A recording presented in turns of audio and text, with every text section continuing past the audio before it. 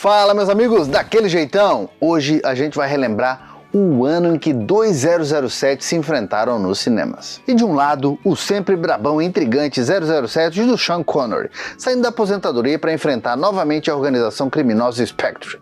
Do outro lado, o charmoso 007 do Roger Moore, chegando em mais uma missão pela Europa Oriental para impedir uma conspiração envolvendo armas nucleares. Mas, muito mais que isso, a gente vai ver como 1983 foi o ano marcado pelo ápice de intrigas e batalhas nos bastidores, dignas de uma aventura do 007 e que terminou com um grande duelo de agentes secretos no cinema. Então, se você gosta de conhecer o mundo secreto dos bastidores das grandes produções do passado, seja bem-vindo a mais um Coleção em Ação Show. Taylor, eu já falei, tu não é todo mundo.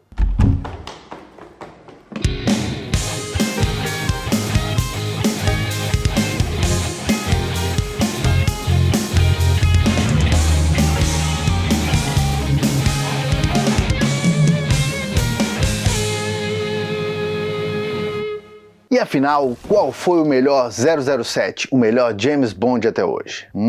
Será que foi o saudoso e lendário Sir Thomas Sean Connery, o primeiro 007 oficial dos cinemas, vivendo o personagem criado pelo escritor Ian Fleming desde o 007 contra o satânico Dr. No de 1962? Admiro sua coragem, senhorita. Trent. Sylvia Trent. E eu admiro a sua sorte, senhor... Bond.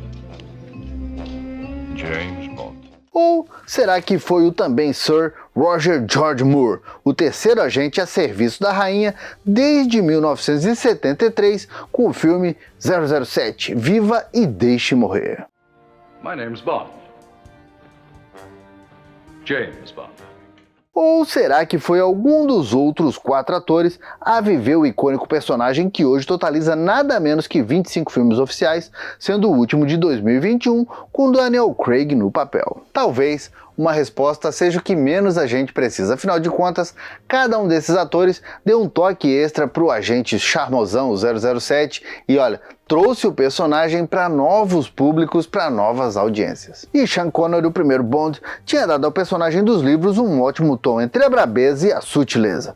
E depois de viver o agente secreto pela 5ª vez em 1967, isso no filme com 007 só se vive 2 vezes, ele resolveu abandonar o papel que tinha trazido fama para ele, justamente por uma promessa feita por ele mesmo, em que só interpretaria o James Bond em 5 produções e depois iria navegar por novos mares. Olha, e como lá no final dos anos 60 o James Bond era praticamente como o Homem-Aranha hoje é nos cinemas, né? Cada produção traz um rio de dinheiro para quem produz, os caras não iam deixar o 007 lá no limbo por muito tempo. Sendo assim, a Eon Productions, detentora dos direitos do personagem desde sempre, logo tratou de ir atrás de outro camarada para viver o 007.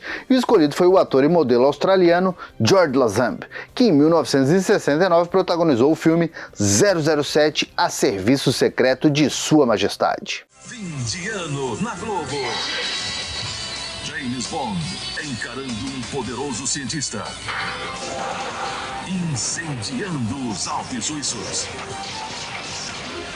007 a serviço secreto de Sua Majestade. E apesar de muitos fãs considerarem o ator novato um bom 007, a crítica caiu de pau em cima e a Eon Productions acabou ficando insatisfeita pelo fato do filme ter custado 7 milhões de dólares para ser produzido e ter rendido apenas 87 milhões, o que eles consideravam pouco. Olha, só esse fato já demonstra o tamanho da grandeza do 007 lá no final dos anos 60 e início dos anos 70. Então, muita gente diz que o ator acabou se desentendendo com os produtores e resolveu pular fora do barco por conta própria. Outros dizem que ele foi chutado. O que importa é que nessas, a Eon Productions não queria deixar a galinha dos ovos de ouro virar frango de padaria e numa pedrada das mais brabas, juntamente com a companhia United Artists e a MGM, ofereceram um salário astronômico de 2 milhões de dólares por Sean Connery voltar ao papel. Naquela época era força de dinheiro, e com uma proposta dessa, não tem promessa que se sustente. Sendo assim, o escocês voltou a viver o 007 em 1971 no filme 007, Os Diamantes São Eternos. Pegue a arma dele. Espere! Levante as mãos.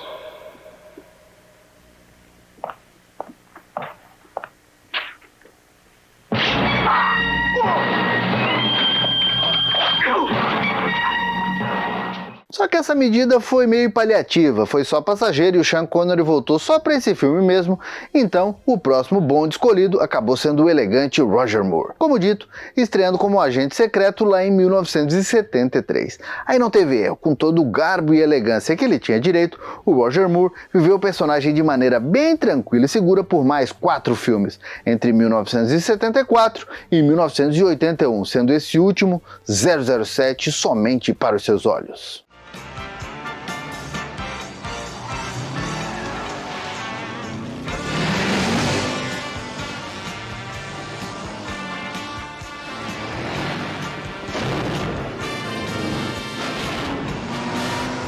Aí, meus amigos, quando 1983 chegou, o Roger Moore estava pronto para voltar aos cinemas com mais um filme do agente secreto com o nome 007 contra Octopus. E esse seria apenas mais um ano de sucesso normal para o personagem, não fosse o retorno do Sean Connery ao papel. Olha, quanto ao Roger Moore, ele estava pronto, mas nem tanto, né? Mas a gente já vai dar uma olhadinha nisso, assim como a gente vai ver o que trouxe o Sean Connery de volta para o papel. Mas antes disso, sigam meus bons. Então diz lá, tá gostando desse vídeo?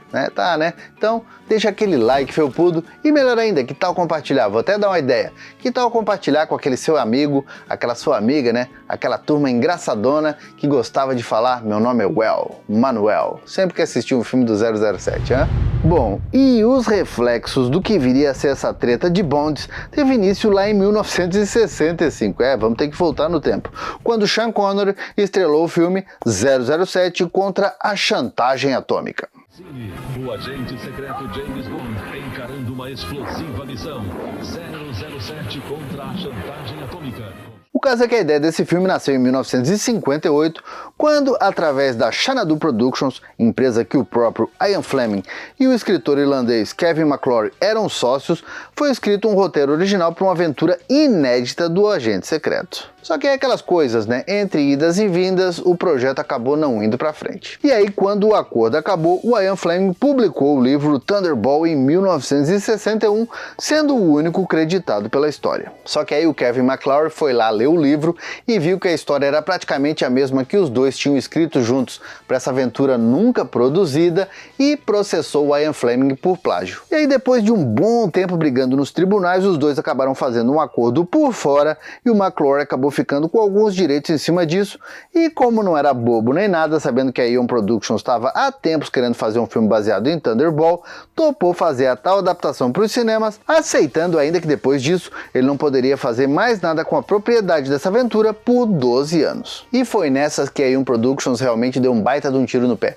já que por obrigação eles tiveram que colocar no filme que o McClory era o criador dessa história e ainda, para economizar uma graninha na época, colocaram ele como produtor master, né? Como produtor executivo do filme. E aí chegamos em 65, quando Chantagem Atômica estreou nos cinemas e, como diria meu avô, arrebentou com a boca do balão, lucrando mais de 140 milhões de dólares. Madame, eu vim lhe oferecer minhas sinceras condolências. Depois disso, o tempo passou e os tais dos 12 anos que o McClory tinha para não mexer na obra passaram junto. E aí o que aconteceu? Ele começou a correr atrás para produzir uma outra aventura do 007 por conta própria. E aí a Ion Productions e a United Artists descobriram esse tal desse remake e aí conseguiram impedir por um bom tempo, empurrando processo atrás de processo para cima do McClory, até que em 1982 o sinal verde finalmente foi dado pela justiça e numa manobra pra lá de maluca, o Kevin McClory convenceu ninguém menos que o Sean Connery, mesmo no alto dos seus 53 anos de idade, a voltar para o papel de 007. E o escocês resolveu voltar muito para dar o troco na galera da Ion, já que ele tinha tido vários rolos nos bastidores com esses caras, e aí a treta tava montada. E saca essa, como não podia utilizar novamente o nome Thunderball, nem colocar 007 no título, a produtora do McClory começou a pensar em um título alternativo para essa aventura. Digamos assim, não oficial do agente secreto, e segundo reza a lenda, a esposa do Sean Connery, a senhora Micheline Hookerbrun, chegou com uma ideia pra lá de genial. E aí, como ela vivia ouvindo o lendário ator dizer que nunca mais ia voltar a viver o 007, ela foi lá e sugeriu o título Never Say Never Again, ou algo como Nunca Diga Nunca Outra Vez. E não é que a turma gostou do nome? Sendo assim, essa nova, entre aspas, velha aventura começou a ser filmada em setembro de 1982, estreando em outubro de 1983, ganhando o nome 007 Nunca Mais Outra Vez aqui no Brasil, já que por aqui o filme teve a mesma distribuidora dos filmes originais e, portanto, ao contrário dos Estados Unidos, podia batizar o nome assim em português. Britânico faça em... Escreva! Neste instante? Neste instante.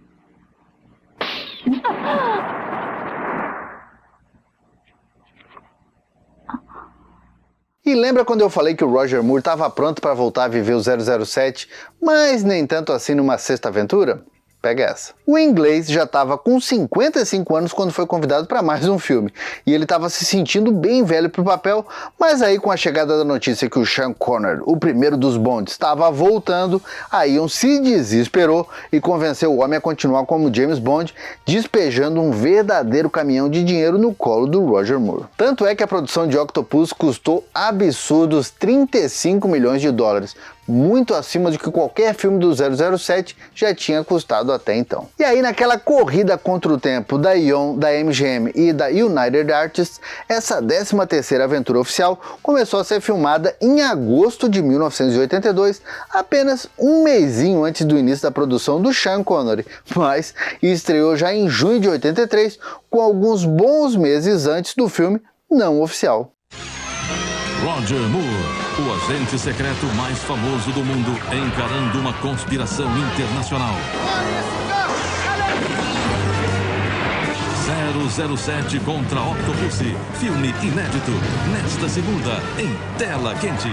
Olha, no fim parece que essa briga de 007, quem lucrou realmente foi o público, já que mesmo estreando bem próximos um do outro, todo mundo foi aos cinemas, com o Octopus lucrando 190 milhões de dólares nos cinemas e Nunca Mais Outra Vez conquistando 160 milhões. E vamos dizer que essa diferença de 30 milhões até foi bem compreensível na época, afinal de contas, o 007 do Roger Moore era o 007 para aquela geração dos anos 80, enquanto o Sean Connery estava voltando para o papel depois de 12 anos afastado, então todo mundo ganhou.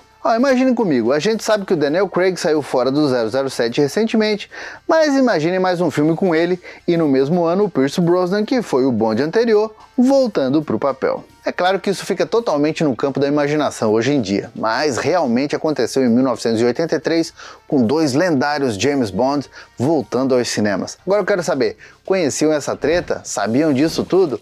Comenta aqui pra gente falar mais a respeito disso. Bom, meus amigos, por enquanto era isso. Eu espero que você tenha gostado demais desse vídeo. E se gostou, tá chegando agora aqui no canal? Bora lá! Se inscreve aqui porque aqui a nostalgia é garantida. E também aproveita para conhecer as nossas redes sociais. E se você quer ajudar ainda mais o canal, já tá inscrito e tudo mais, que tal se tornar um membro Felpudo Gold? Vai ajudar a gente a produzir conteúdos cada vez mais nostálgicos. O seu nome aparece aqui no final do vídeo e ainda tem um link para o nosso grupo secreto do WhatsApp. Por enquanto, eu vou deixando meu abraço, dizendo que a gente se vê no próximo vídeo e valeu!